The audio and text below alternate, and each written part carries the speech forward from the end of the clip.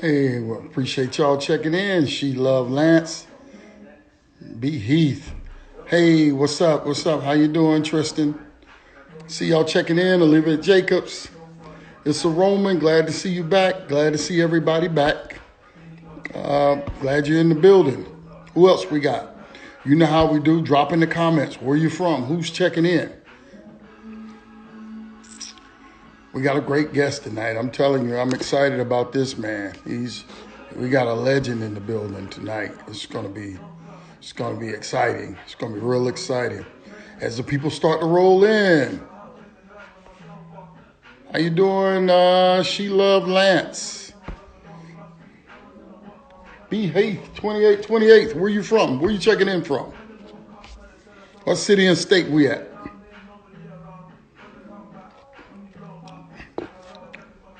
Got another great guest in here tonight, man. I'm excited about it. Can't wait till you get in here. We got the legendary coach, mentor, appeared on LeBron James docuseries. Man, OG is in the building. It's in the building. People come in. How you doing, Autumn Camp? Drop in the comments where you from, city and state. Let me know where you're from. We've had everybody in here before. We've had China and England and Canada and Europe. They call me Reek. Is just checking in. Tell me where you're from. What city and state you're from. We got a good show for you tonight. We're gonna drop some knowledge. We got a guy that really Raleigh, North Carolina, of course, is in the building. My neighbor, Autumn Camp. We got a great show tonight. I'm excited about it. We got a legend here. Like you young folks really need to understand who this guy is. We're talking about a legend in the game. You know, the legendary Zoo Crew leader. He gonna talk a little bit about who the Zoo Crew is. We get started in a few minutes. Your boy Mar is in the building. Hey, what's up? Raleigh, North Carolina with Issa Roman, 23. Who else is in the building? What city and state? Raleigh representing right now. Raleigh is deep. Who else is jumping in here? City and state. We got the legend from Newark, New Jersey on the line tonight. This is a, man, you once you get to know this guy, he's very well, known. He did the docuseries, What's Up, Bray 5, and Ali Sykes. He did the docuseries. If you're Garner, North Carolina, I know my girl Olivia in Garner. If you haven't had the opportunity to watch this YouTube series, I saw it on ESPN. This guy coming in tonight was the star of it. Man, it is good. It's really good. I know What's Up, Fuquay is in the building. Michaela Taborn, I'm glad to see you back. Way to check in. We got a legend here tonight. I'm going to tell you more about him when he gets here, and I'll let him tell a little bit about himself. But if you're young, he has the knowledge for you. If you're older, I should say, you're going to hear from a guy that has experienced a lot, seen a lot, overcome a lot, and now he's one of the legends in the game in the New Jersey area. Smart. He's an author. He's the star of the show. He's a entrepreneur. I've been to his store up in Newark. What's up, Lake Glizzy? Where you from? Ron Federal, where you from? I like to know where you from. Don't be afraid to drop your city and state in the comments. I like to know where everybody's from. Seems like we're getting about 5 to 6 to 10 states every live. Where y'all from? I Hoop J is in the building. Y'all coming in strong. We're going to have a great show tonight. We got just a few minutes before we get the legend on the line. Well, I got a minute. I'm going to explain a couple things about the rest of the week. New York City is in the building. Why New York City is in the building? Because we have a Hey, what's up? I Hoop up in Raleigh. I'm telling you, Raleigh deep tonight. Tavion 1K, where you from? Leah the Hooper. Maya Too Tall, my girl Maya. That's my girl. That's my bloopers girl. We got New York City in the building. The reason we got New York City in the building, we got an up top legend coming on in a few minutes. This guy is like royalty in the basketball game. And before we bring him in, he runs the Burlington, North Carolina. Great. Appreciate you checking in. I see New York City checked in. Before we bring him in, I want you to know that he actually, I see you, Maya. Richmond, Virginia is in the building. All right, great to have you in. And I'm glad you young folks are checking in because you're about to hear from a legend, a guy that has not only, talk the talk, but walk the walk. He's been through it. And what we're going to see tonight is what all he has to offer. Greg, I see you checking in. Terrion Scott, I see you checking in. Taburn, I appreciate you checking in. Y'all let me know while I'm talking. I got a couple more things to tell you while I'm talking. I want you to drop in the comments where you're from. This gentleman we got here tonight, I'm honored to have. You should be honored to hear from. Just what he's seen, the people he's been in touch with. And like I said a minute ago, we're going to talk a little bit about the documentary series he was on ESPN and YouTube. If you ain't seen it, by the time this is over, you're going to want to see it because you're going to know the man. But we got about 3 minutes before we bring him on. Louisiana in the building. I see you. Appreciate you checking in. Man, we get them from all over. We had England, China, Canada. We got Louisiana, Virginia, North Carolina. Where else you from? Drop where you're from. The real KP, Juice DT. Tomorrow, we're going to have a special edition of The Takeover tomorrow. What's up, Joe? Up top, we got a guy from your neck of the woods, the legendary Shawn McCray will be here in less than 2 minutes. We're going to have the legend in the building. If you're from up top, you should already know. If you're not from up top, you're going to want to know. This is the guy to see. This is the one he's going to have some answers about, life in up top. When I say up top, up north for you Southerners. We're going to have a great show with him. Tomorrow, we got a special edition of The Takeover. I'm actually going to be on the live right here, but I'll be on someone else's live. I'll be on Brian Williams out of New York. His the girls basketball report. I'll be on his live right here tomorrow from 7:30 to 8:30. Then Thursday we got another great guest. We got. I'm about to tell you. Should I tell you now? We got Jada Williams in the building tomorrow, Thursday. You don't want to miss it. If you don't know who she is, look her up. She's got over 200,000 followers, so some of you already know who she is. Real baller. 1 minute before we bring the legend in here, and we're going to talk a little bit. You're going to learn a little bit about the Zoo Crew. So I'm going to take a sip of my coffee, and we're going to look to bring our guy, Shawn OG McCray is going to join us. So let's get him in, the legend. OG Shawn McCray is in the building. Let's let him get set up. This is the OG here. What's up, brother? We are excited to have you in the building. And how is everything? Everything's good, man. I can't complain, man. Can't complain. I'm glad to have you, man. And, I was just telling them, hey, you're an up top legend, and you've seen a lot. They don't call you OG for no reason. And for you people that don't know who we have here, let me just tell you who this guy is a little bit, and why he's somebody that I consider somebody that is a role model. In fact, I think I told you how I met you. I was actually at the hospital in the waiting room, and I just happened to be, of course, watching whatever was on the TV, and the docuseries on ESPN, Best Shot. And when I saw you on there and I heard you talk and I saw what you were dealing with and how you were dealing with it, I said, I got to meet this guy, right? I got to meet this guy. This guy's like I felt like me and you connected a lot.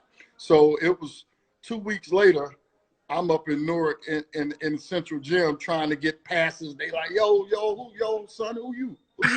I'm like, but I finally made my way down there, and we here. But before we get started, why don't you tell them a little bit about who Shawn OG McCray is? Hey man, I'm just a regular guy, man, from the city of Newark, born and raised in the city of Newark. I'm just a Newarker, man. I love the city. I love working with children. I love dealing with people.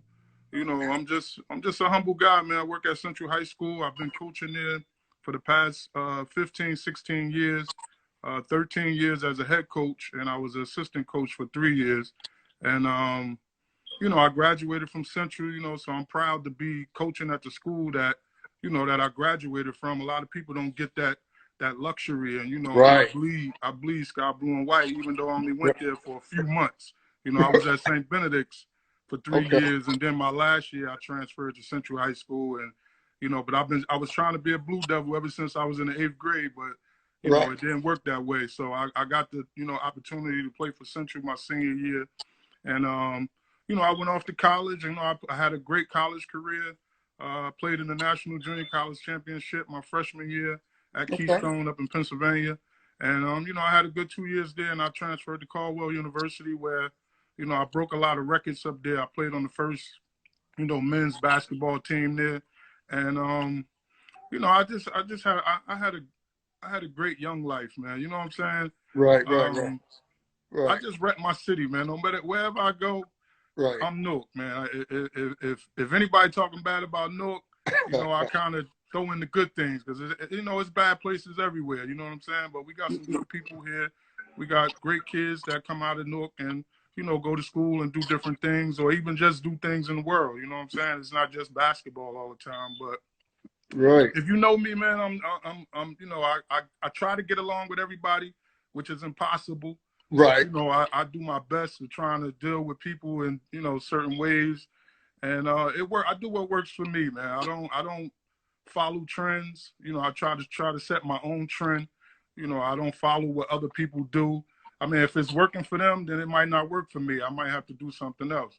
So I come from an era of trendsetters, man, not followers. You know what I'm saying?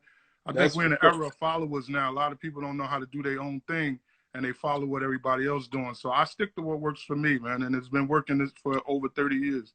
Right, and that's why you the OG, right?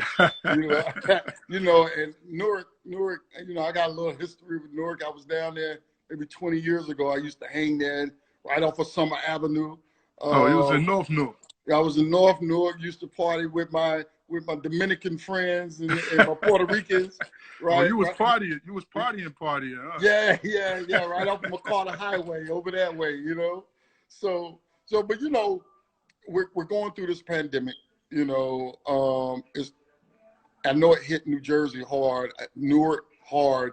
How are y'all able to stay safe, and when so many people out there are really acting like it's not real, and has it touched anybody you know personally? Well, I mean, I've known, in Newark it's tough, man, because we're an urban city. A lot of people, living maybe 3 to 5 people in a home, so it's kind of tough, for everybody not to go outside and stay in the house. The mayor here, he wants everybody to stay at home, but it's kind of hard because if you have people that that's been roaming the streets all their lives or the majority of their lives, and now you're telling them that you have to go in the house and do whatever, it's tough. I mean, and then other people that know how to be disciplined, they look at those people a little different, is that they're being hard-headed, they're going to make other people sick, they're going to do this and that. But at the same time, you don't know their situations, man. A lot of these people that be on the streets all day be homeless. You know what I'm saying? You think they got somewhere to, I'm talking about young people, not just the older people that's out there begging for money, but some of these young people be out in the streets and they be homeless. So, they have everything shut down here. You know, it's you know, all the non-essential businesses are closed, and you know, they're doing their best here to try to limit it. We got a lot of deaths here in Newark. I think it's over 400, if I'm not mistaken. It could be higher, and it's a lot of people infected. Maybe 5,000-6,000 people, I believe, are infected with the virus here in the city of Newark. But everybody hasn't been tested, man. Anybody could be walking around with that virus. You know, I mean, once they test everybody, I'm sure the numbers are probably going to go up. Right. But I mean, the underlying conditions are not for everybody. You know, some people got other issues that are causing the virus to, you know, interfere with, you know, their normal, you know, living with liver problems, diabetes, and things like that. But me personally, man, I mean, you can see, I don't usually go this long without, you know, my hair getting done or a shape up or something. But I mean, I'm weathering the storm, man. You know, I can't open my business, but I'm still maneuvering through it. And, you know, it's kind of tough for me being in the house because I'm usually out and about for 12 hours every day. And now I got to be in the house 24 hours. You know, it's tough mentally on me. So I could imagine, you know, somebody else that, you know, might not be as mentally strong as myself, and they can't handle it, you know. So it's, I mean, we handle it for the most part, man. I mean, the mayor's doing what he can do, and, you know, you only can hope people, you know, follow what he's trying to, you know, put in place. Right. Now, I know you do stuff during the summer, and we'll talk a little bit more later, but are those plans on hold for now, or you kind of got an idea? Because I know some people probably want to know. Well, I mean, right now, like you said, it's on hold. I'm into May, so my league usually starts mid-June, which I know probably won't happen. I don't know what what they're gonna put in place as far as, you know, for summer programs, and, you know, I don't know, because we haven't heard anything. The city is still shut down, so I guess gradually we'll see. But as of right now, I mean, I think it's probably 40% that it's probably not going to happen. You know what I'm saying? Because we're at May 5th, and usually by this time, you know, I have about at least half the teams already. I might have had 2 teams that, you know, that reached out to me before the pandemic and put their teams in, but I usually have about 30, 40 teams by now, and I only have 2. So, you know, it's not even just me. Even if I say, yeah, we're going to have the league, you got parents that might feel otherwise, that their kids are not playing. So, you know, we'll see what happens, man. You know, this will be our 22nd year having the league. So if we have to cancel it, then, you know, we have to do what we have to do. Right. Now, you said it's been your 22nd league, so let's get into some history of OG. And, you know, you're broadcasting now from your Zoo Crew for Life account. People saying, well, what is Zoo Crew? So I want the raw of, because I think it's a great story. You know, want Zoo Crew? You want Zoo Crew basketball, or you want Zoo Crew? I want the original Zoo Crew first, right? Like, no, we gonna tell these folks why you're a legend, because I think your transformation is just as strong as who you are right now. So I want them to hear the real of, because I've done my research too. I know I remember hearing of them, but after I talked to you, I was like, let me jog my memory. But I want them to hear what was the Zoo Crew, their original purpose, and the Zoo Crew basketball, how it's transformed to what it is. Well, I'm gonna give you the real version, not the version that, you know, they print in the newspapers, or the version that, you know, people might tell you. I'm gonna give you the real version. Actually, Zoo Crew was it was started in 1991. You know, by a bunch of young guys. I think I was the oldest. I might have been let me see, I was about 24 at that time, you know, so I was a youngster just coming out of college. And my friends, you know, they were throwing like parties at it's a place called Skate 22. They were renting out different clubs, so they were throwing a party. So they sat around and said, we need to come up with a name so we can make T-shirts and promote, you know, parties on the flyers and all that stuff. And you know, one of my friends was like, they call us animals, you know, talking about young adults. At the time, they was calling young adults animals here in the city of Newark. So he said, well, let's call ourselves the Zoo Crew, because we feel as though we locked in, you know, locked in our environment. So the name stuck. So people started throwing parties and things like that. And at the same time, people was in the streets doing things. You know, I myself was in the streets, you know, making money. And Right. People labeled us, you know, a gang, you know, a drug gang. We was doing this and doing that. But all the guys that was together, the majority of us, we grew up in the same projects. When they closed our projects, they moved us to a different part of Newark. And luckily, some of us were moved in the same neighborhood. So we still had, you know, we still were together. So we started, you know, we started the Zoo Crew. And, you know, people were selling drugs, getting money. And they flipped it and said Zoo Crew was a drug gang. I mean, we fed the community. We did a block party for like 6-7 years straight, man. I'm talking about if you could see the block, the whole block was flooded, man. I mean, That's what I kids, heard of. Yeah. adults, and you know, stars came through. You know, people. Queen Latifah used to come to the block parties. Tresh from Naughty by Nature. Chris Webber came through a few times, and he, you know, he's on TV. You know, but Old Dirty Bastard. We had Old Dirty Bastard out there from Wu-Tang Clan. Rest in peace.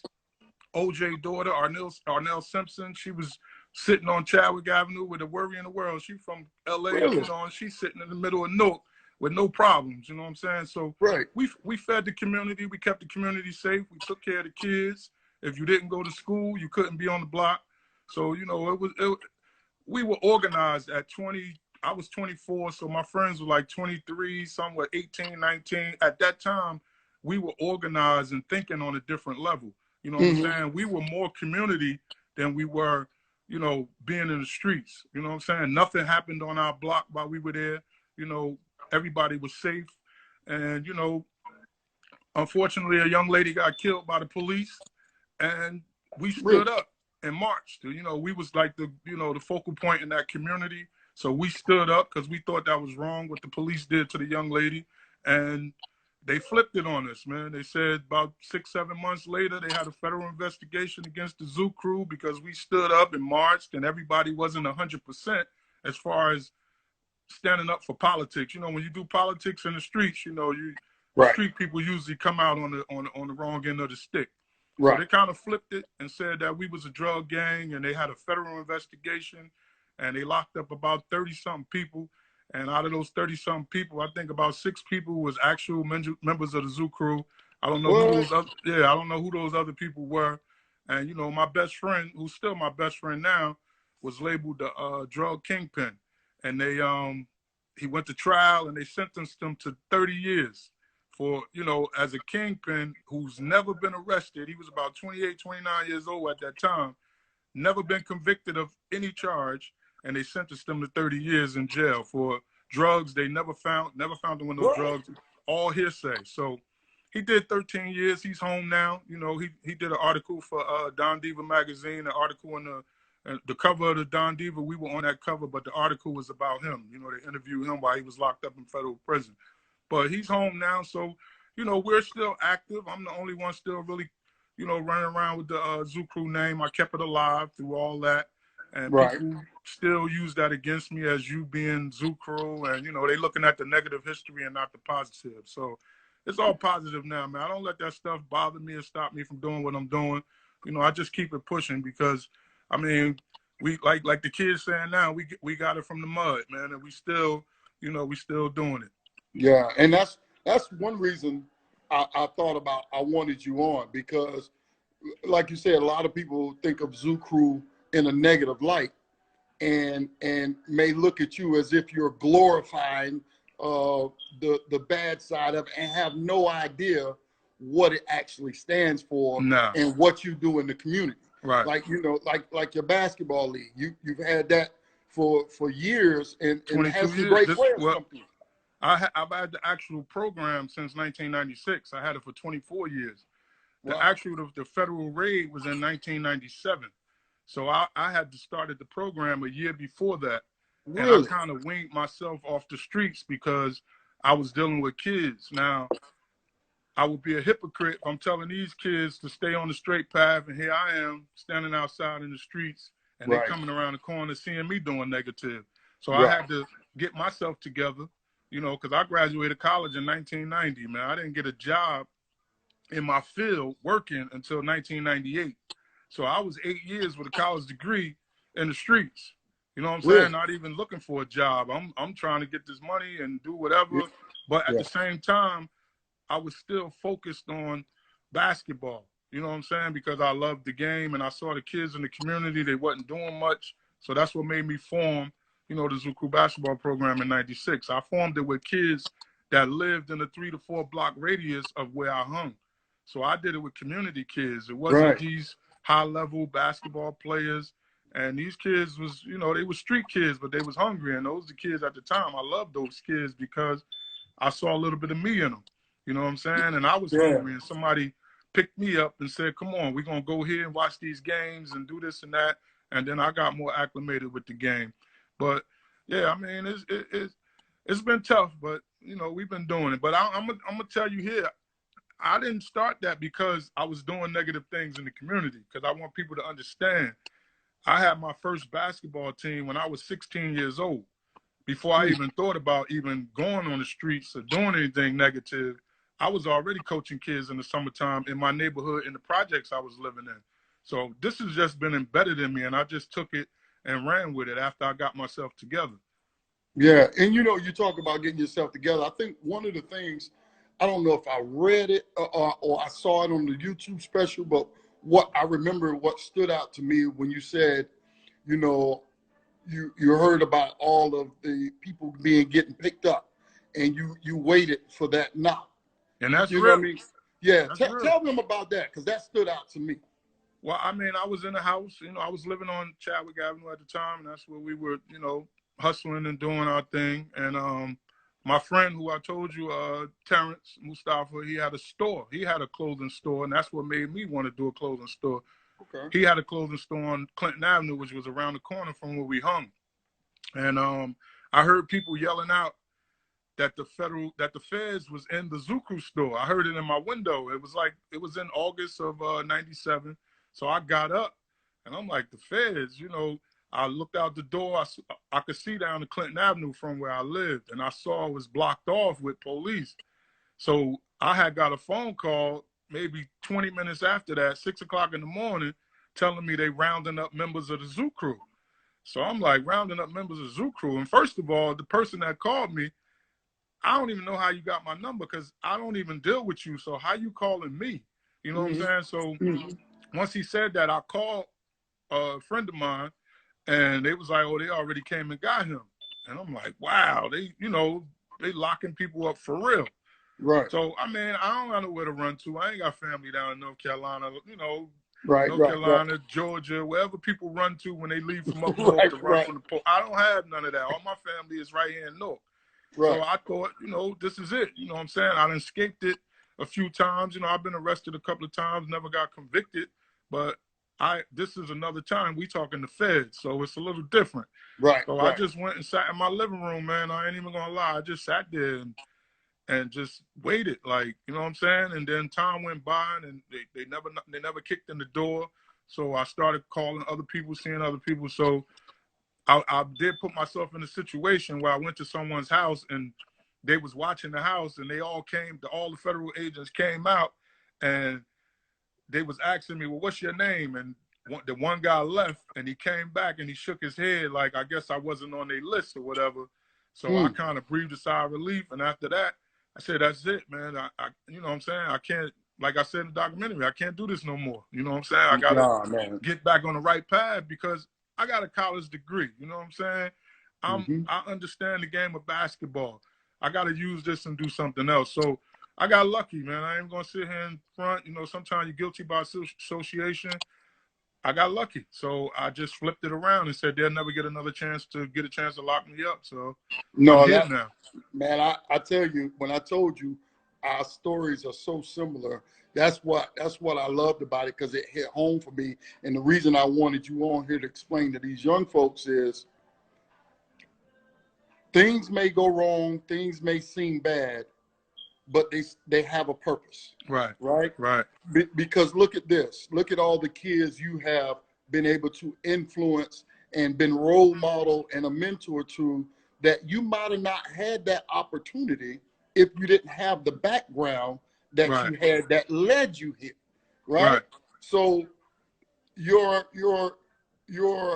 past actually was on purpose for you to be where you are right now, doing what you're doing now. You Right. know, And it's funny. It's funny you say that because I always say things happen for a reason. I'm a strong believer of that. Like things, it's no coincidence that certain things yeah, happen. It's supposed to happen. You know what I'm yeah, saying? And if something bad happens to you, it's what you do after it happened. You know what I'm that's saying? right. How do you come back from that, or That's come right. back from anything, even whether it's good or bad? You know, you got to Yeah, stay focused. And I always tell kids, you know, when they just talking crazy, I'll jump in and say, man, ain't nothing out there. I was in the street. I'm 8 years in. You know, I'm 15. What? I'm 15 years into my job. Uh, I'm 15, 16 years into coaching. I'm 8 years behind. I'm supposed to be 24 years into my job and 24 years into my coaching as far as coaching high school. But I wasted 8 years of my life in the mm-hmm. streets. You know what I'm saying? I Mm-hmm. took chances with my life by being out there for 8 years. And I keep saying I had a college degree in sociology with a minor in criminal justice, and I'm running around in the streets like Mm-hmm. I'm a high school dropout or something. You know what I'm saying? Right. Like I had, you know, and I went to these private schools because of my academics. I got scholarships to go to elementary grammar school. I got a, not basketball, academic. I got an Right. academic scholarship to go to St. Benedict's. Like I Right. was living in the project, so my mother ain't had no money for that stuff. So all that stuff was free, and Yeah. that's what my mother used to try to tell me. You got to take advantage of this free education because somebody else is paying for you to go to school. You know what I'm That's right. saying? That's right. Basketball just came along with it, but academics was first for me. You know what I'm saying? Yeah. So I didn't Right. start playing basketball until I got to Catholic school. You know, organized. I mean, I played like with my friends, but organized when Right. I got to Catholic school. You know, so the academics got me to the basketball. You know what Got I'm you your saying? opportunity. And I Right. wasn't using that to my advantage.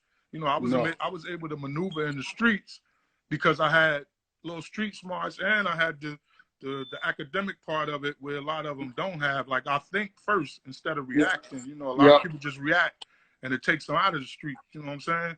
Yeah. So I kind of had a little edge on everybody else. Yeah. Yeah. No, and I think uh, the most dangerous people to threat to society is a man of yourself that has street smarts and book smarts. You Right. know, we're a threat because you can't get over on us. You know what I mean? They don't understand that we see that a mile away. They think because we older, OG, we don't know no better. You know what I mean? Oh, we know a lot.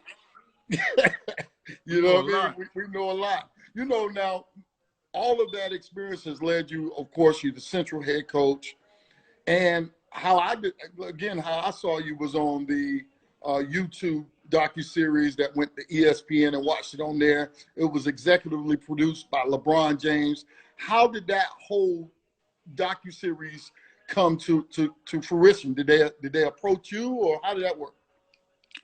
Well, actually, like I said, I have a clothing store here in Newark, and Mm-hmm. in June of 2017, I was in the store. It wasn't actually open yet. I was, you know, working on it to get it open, and some woman had called me with like an Australian accent, and she was like, "Well, I need to meet with you to discuss something about a documentary." And I'm, you know, me, Right. I'm still street, man. I mean, I still Right. got street in me. So I'm like documentary. Like, what? First of all, you know, I'm always asking how you get my number, who gave you my number, and she was like, Right. "Well, coach, just tell me where you are. I'm gonna come to you." And she came. It was, you know, she was Australian, Caucasian lady, and she in the middle of the hood. You know, we Right. don't get Right. a lot of that in Right. the hood. We might get it downtown, but not in the Right. community. So, you know, she approached me and she said, you know, they're thinking about doing a documentary about a basketball team from the city of Newark. So I said, well, how'd you get my name? And the guy that did the article on me in the Star Ledger a few years ago, Matt Stanmeyer, he still writes for the Star Ledger up here. And they reached out to him, and he said that I probably would be a good candidate for the docuseries. And we talked, and she asked me about my team. And actually, I had a good team coming back, so that was the perfect time to do it. And Right. she said, well, I'm going to get back to you. I'm just the field agent. The producers are going to contact you. And I'm like, you know, producers? And she was like, yeah, I'm thinking it's Right. a low budget documentary. You know, I'm not Right. thinking the big picture. Right. And I said, well, what's the chances of the documentary being done on me? She's like, well, I have to go to Brooklyn and interview a coach, and then I have to go to Philadelphia. So we're choosing between 3 coaches, but we're looking for a coach that has ties to the community outside of just coaching, that has ties. And my background, you know, they probably did research like you did, and they said, oh, this guy, he turned his life around. We need to do something on him. So long story short, I got a call maybe 2 weeks from the producer, Michael Warren, and he told me that they was gonna fly out to Newark and meet me. I said, fly out? Where you coming from? They said, L.A. I'm like, California? Right. Like, this is the like, real yeah, deal right here. you know, I'm saying, oh, this is real. They're like, yeah, we'll be there. I said, well, I run a basketball camp in the summer. So they said, we'll be there about 12 o'clock. So I said, well, I'm at running camp. I'm at a gym. They're like, oh, okay, well, just give us the address. We'll be there. So they came down. We talked for a while. They asked me 1,000 questions. And, you know, I wasn't putting on a show. I was being who I am. You know what I'm saying? Right. Whatever questions they asked, and I thought I could give you the information, I gave it to them. And they said, Coach, in a couple of weeks, somebody going to call you. We're going to hook you up on Skype or something like that with my computer. And we're going to have you talking to our bosses. I said, well, what's that? Does that mean that you picking me? And they was like, Coach, we get back to you. You know, and they just leave you in lingo. So I spoke to them a couple of weeks later, and they was asking me all types of questions, man. I was like, wow, these people must have really dug deep. Like, how they get this information or whatever. Right. So I'm talking to them, and then they was like, okay, Coach, we're going to make our decision by the end of August. So I said, well, that's it? And they said, yeah. I said, well, what's going on? It was like, Coach, we'll get back to you. That was their favorite line. We'll get back to you. Right. So I got a call maybe end of August, right before school started, beginning of September, and they said we picked Central High School. And I'm like, wow, you know, so I started researching them. I saw that the guy that was actually producing it or directing it, he did something with Nicki Minaj. He did Fade to Black with Jay-Z, and he had some other stuff they did that's on like YouTube, Netflix, and all that. I said, oh, man, wow. So I told the team they was excited, but nobody knew it was going to be, you know, to the extent that it was. I didn't find out about LeBron James and Jay Will until right before we was about to start shooting. And I was like, wow, you know, this is dope. So I was just hoping it was going to be some Hollywood thing where they just start making up stuff. You know what I'm saying? Like everything we did in the documentary, nothing was rehearsed. You know, we can't rehearse the games anyway, but anything we talked about, they just happened to be there. They walked in. They was at maybe 3 practices a week. They came to almost every game. Any game I told them probably would be a big game. They came to that game and filmed. And it was just great, man. Just the kids were great. We had a great season, and we didn't get a chance to meet LeBron. We were supposed to meet him. We went to a Nets game after the filming was done, and over in the Barclays Center, and something happened, but we didn't meet LeBron. But they put us up in this nice suite. They gave us nice bags, and you know they fed us. That's good drove stuff. us over there. So I mean, it was great. They did a premiere here in Newark, so we were able to invite our friends and things like that. Stuff. But it was great, man. It was great to see myself on screen talking about all the stuff that I've been telling kids for 20, 30 years, man. None of that stuff was new. I always, you know, that's just my speech. And it's always passionate, man. It's not no made up, like either you're going to do it or this was going to happen. I'm not telling you, you know, nothing in between. You know what I'm saying? You got to walk straight.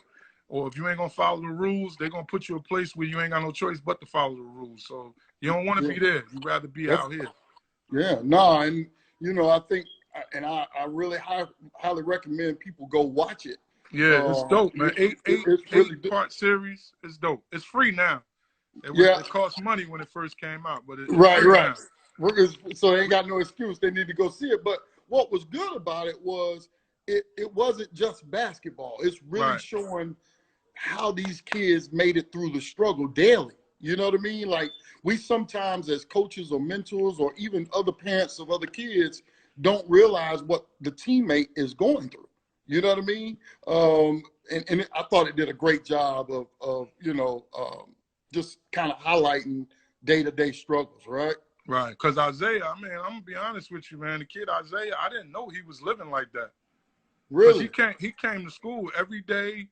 Uniform was nice. Always had a haircut, not knowing that he was getting money from this person. You know, this teacher was taking care Right. of him. This administrator Right. was taking care of him. You know, we give them rides home. You know, we're not supposed to, but we take the kids home. You know, we getting out of practice 8:30, 9 o'clock.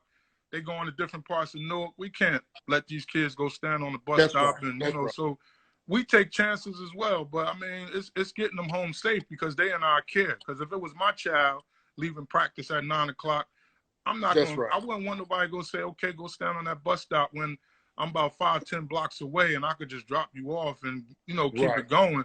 Because it's dangerous out here. Ain't no sugarcoating, you know what I'm saying? Right. Anything can happen at any given time to anybody. Nobody's, you know, except, you know, not everybody's susceptible, you know what I'm saying? Yeah. So, but Isaiah, his story, you know, unfortunately, Hottie's father passed while we were shooting the documentary. And, Wow. you know, Quan had his little issues and he was trying to get himself together after being away from back. He was a whole lot better than he was in that documentary before he tore his femur bone. That injury really set him back. He didn't play basketball for 2 years, and he came back that year we shot the documentary, and he didn't look good, you know, but he could play, man. That 2 years off hurt him. It hurt him a lot.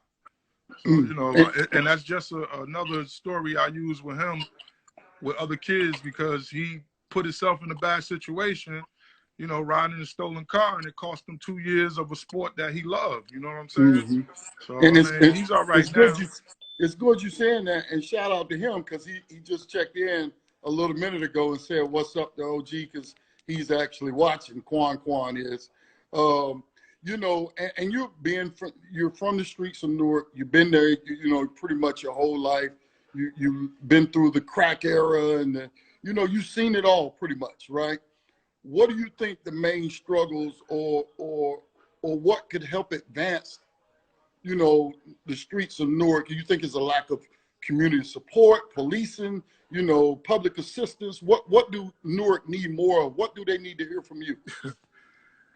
Man, we'll be here all day, man. I'm gonna be honest. I'm gonna be honest, man. We're lacking programs for these kids. When I say programs, I'm not just talking basketball, because everybody Mm-hmm. don't play basketball, and Mm-hmm. that's just what I was good at capturing the kids. You know what I'm saying? Like, Yeah. I didn't care if you could play or not.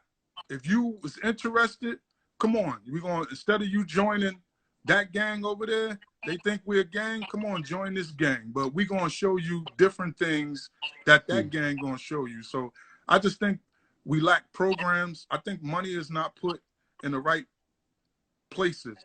I don't think it's put in the right people's hands, because people start programs. I mean, man, I've seen people start programs, and it frustrates me because they don't even have any kids, and they get money for the program, and the money is going to them, and then they'll call you and say, work with me.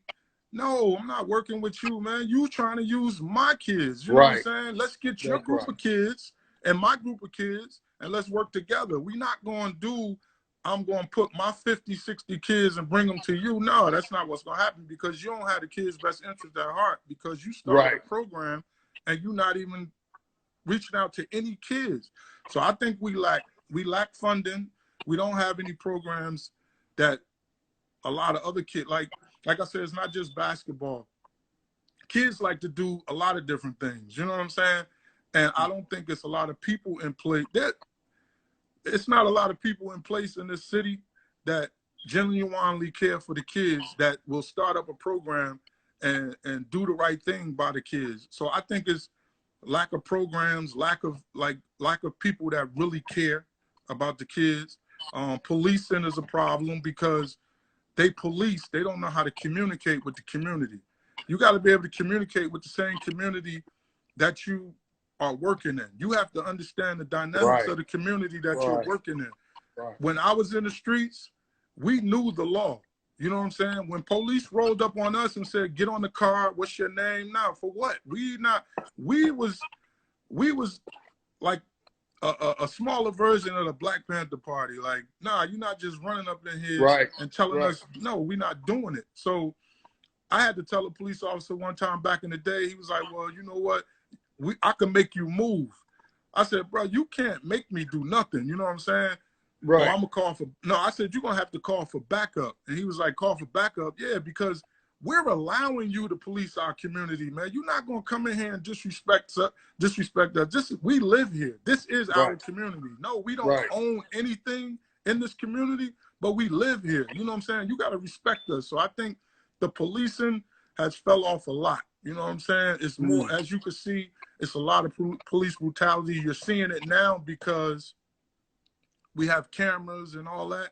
A lot of this stuff been going on, but now it's being shown. So they're actually being put on Front Street now, and they've been doing this stuff. But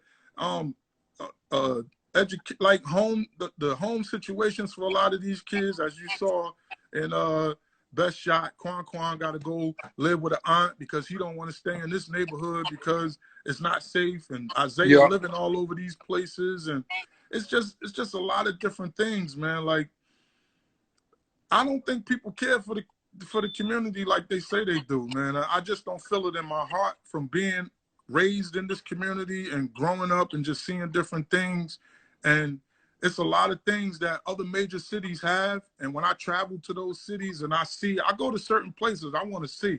I'm like, yo, y'all got this is where y'all practice at? And it's like, yeah, this is nothing. You should go down the street and see the high school gym. And I'm like, you should go see the rec facility around the corner. Then we got another one 3 blocks over there. And we don't have that stuff. We're lacking. That's why our kids are lacking as far as like going into the real world, because we don't have the things here to prepare them to go out there. So they end up standing on the corners, man. They end up doing wrong. And not all of them.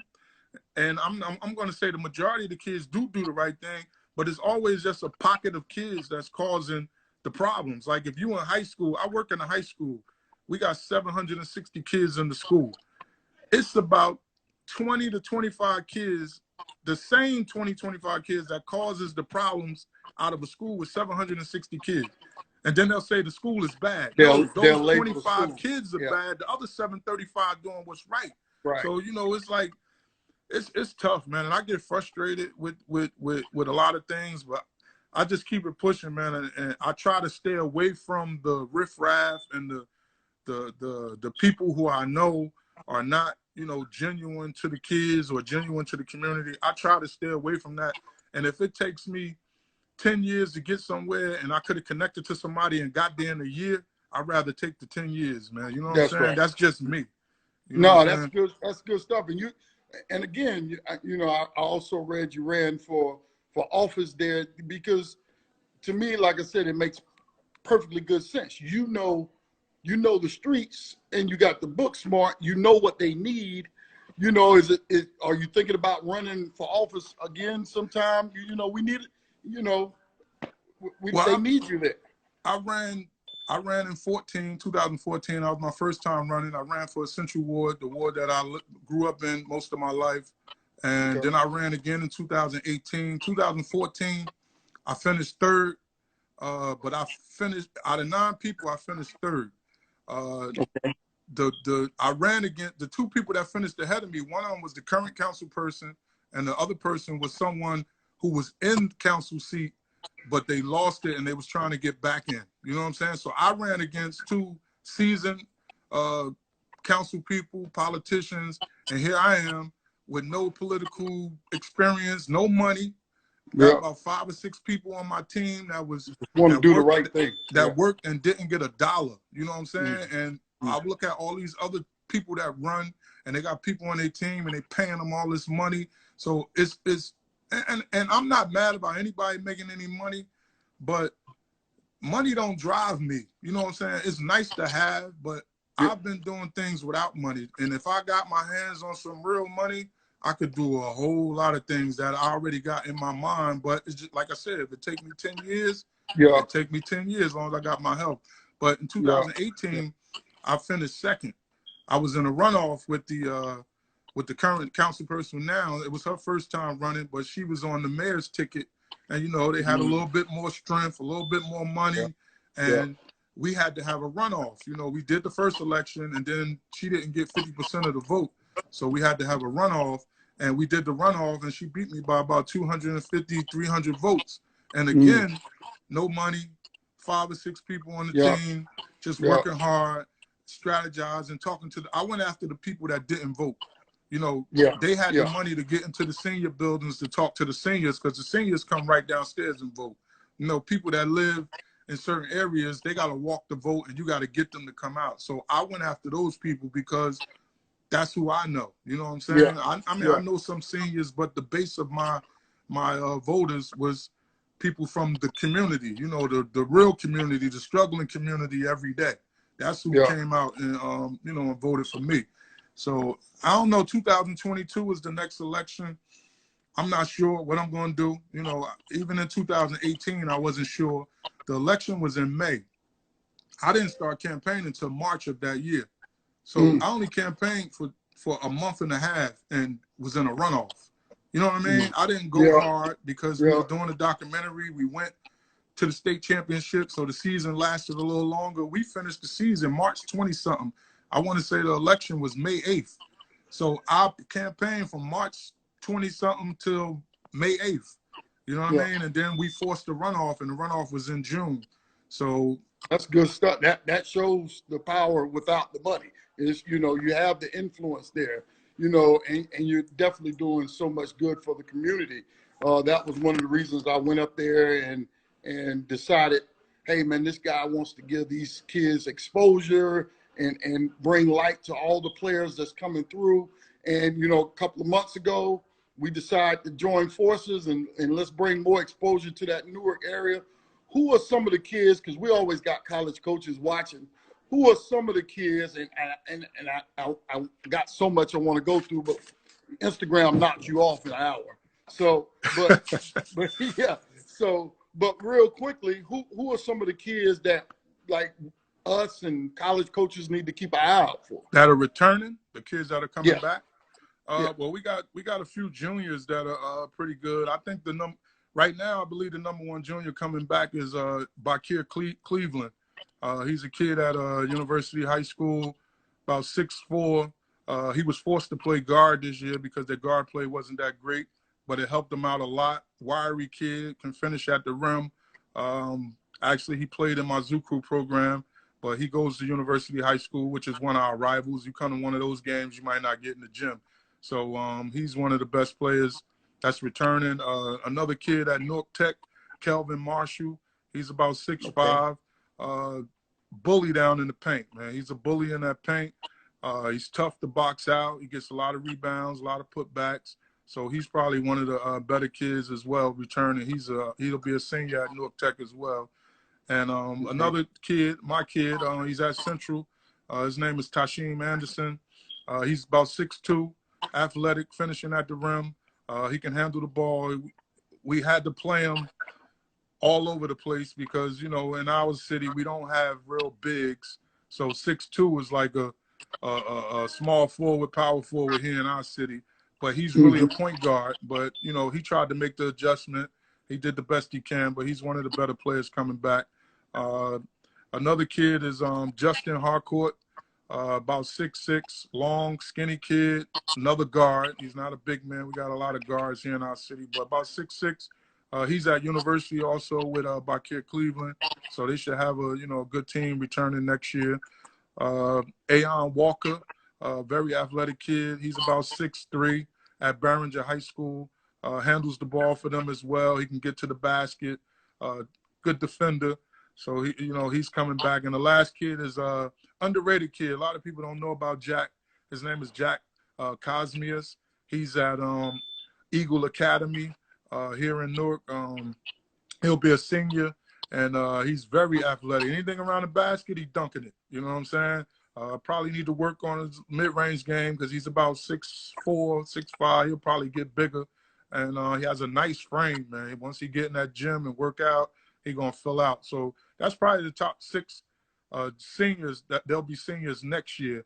But our sophomore class here in Newark, It's very good. You know, Gonna be our good, sophomore huh? class, I have about 3 of them at Central. You know, I'm not Okay. being biased, but I started 2 sophomores this year, and 1 came off the bench. So those 3 guys will probably be starters next year, and they'll be juniors. And they're all guards.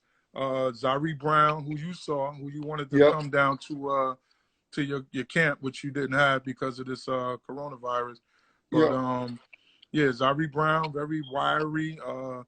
He could play, man. He could play. He had to play a backseat because we were senior dominated, but he averaged about 9 points as a sophomore. And Jazir Gaskin at Newark Eastside, he's very good. He's a sophomore. He'll be a junior. He could shoot the 3, not afraid to go to the basket. He played on the senior dominated team, but he still averaged about 10, 12 points a game. And Eastside is probably one of the better teams in the state as far as public schools here in New Jersey. And another kid is Pedro. His name is Pedro Miranda. He's at Payne Tech. Boy can shoot, man. I'm talking about from anywhere. Curry Okay. range. And he ain't afraid to put it up. So he can handle the ball. He's one of the top sophomores. So those 3 guys are probably the top sophomores, but we have a lot of talented sophomores and freshmen here in the city of Newark. Well, I'm definitely coming back as I did last year, because of course y'all got the talent. And speaking of talent in the Newark area, today being Tuesday, all right, we're gonna test you. OG, we'll give you about 10 seconds per question. We're gonna play Trivia Tuesdays. We're gonna play Trivia Tuesdays and see if you know your people. All right? If you know your people. All right. Here we go. We got about 10 seconds on each one. Here we go. First up, he's a Newark native, arguably the greatest athlete, 2-sport athlete, played for the Denver Rockets and the Denver Broncos. 2-sport athlete out of Newark. Come on, Coach. You got 10 seconds. Oh, man. What year? I can't tell y'all. Oh, he's a 2-sport athlete. That should give it away. Newark, he played in the ABA and the NFL? And in the same year. In the same year. I'm gonna go with Lonnie Wright. Yeah, somebody threw it up there, Lonnie Wright. Nah, he was. I'm gonna be honest with you. He was on my mind, but I didn't know he played in the NFL. Yeah, I know he played in the ABA. Yeah, he played in the ABA for the Denver Rockets and then for the Broncos in the same year. That's what I was intrigued about. Same year. All right, thanks, Irv. Before with me. Yeah. All right, on to the next one. Who we got? He's a Newark native. He graduated from Burlington County College, number 14 by the Celtics in '95, and he did 13 seasons in the NBA. Oh, that's Eric Williams? Eric Williams. Eric Williams he graduated from Vincennes. He Vincennes, and then he went over there. Yeah. All right. Eric Williams grew up in my projects, man. Really? Him and my brother used to hang. Eric used to be one of the people at the block party. We used to take care of Eric when he was at Providence, man. Oh man, we got 2 minutes left. Just tell me I got 2 minutes. Here we go. Newark native, 12 points, 9 rebounds, number 22 Denver pick. They call him Manimal. Kenneth Fareed. Fareed. Yeah, Kenneth Fareed. Fareed. All right, now here we go. He's played for the Warriors and also in the basketball Warriors. Al Adams. There you go. You got it. You got it. All right, here we go. Newark, greatest center all time, NBA champ, 3-time finals MVP. 5 seconds, Coach. I don't know who that is, man. Arguably the biggest name born in Newark. Who? Shaq. Oh, man, Shaq ain't from Newark, man. Shaq was born in Newark. He don't claim Newark. No. He don't claim Newark, man. He was born in Newark. Oh, man. We got one more for you. Let's see. Newark native, 2019 Caldwell Hall of Fame inductee. First, who we got? Who is it, Coach? Oh, man, that's me, man. Ain't nobody else. There we go. We got Shawn McCray. Shawn McCray. Hey, man, I want to say thank you.